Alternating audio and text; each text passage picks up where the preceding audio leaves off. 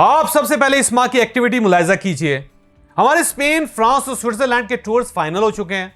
ये टूर्स मई में जाएंगे, अगले टूर्स जुलाई में प्लान्ड हैं और हमारा अगला सेशन 7 मई को लाहौर में होगा। हम उसमें आपको लीडरशिप सिखाएंगे।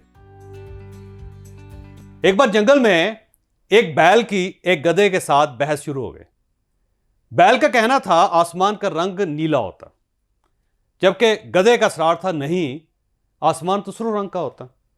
यह बहस इतनी ज्यादा चली कि दोनों आपस में लड़ पड़े।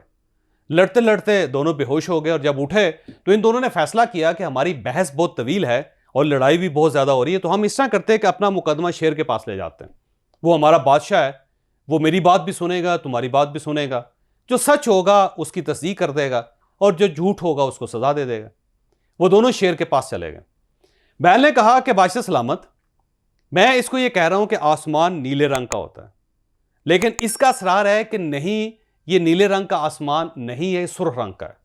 तो अब आप खुद बताइए कि आसमान का रंग नीला है या सुर्ख है।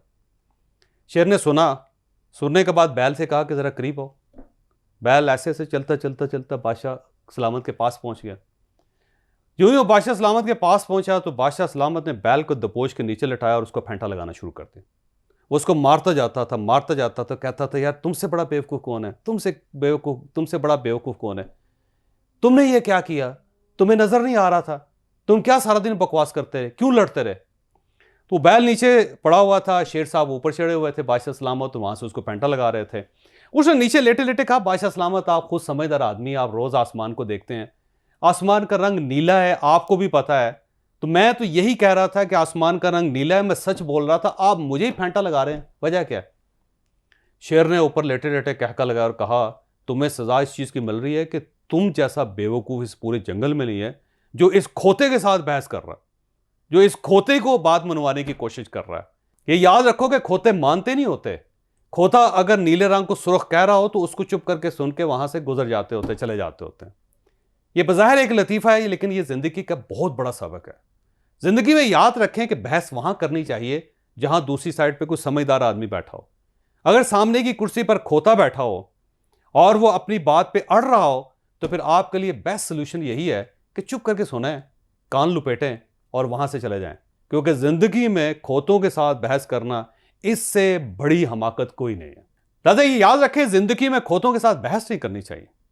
जो ही कोई शख्स अपनी बात को जिद बना ले, अना का मसला बना ले, उसे सलाम किया करें और वहां से फौरी तौर पर निकल जाया करें।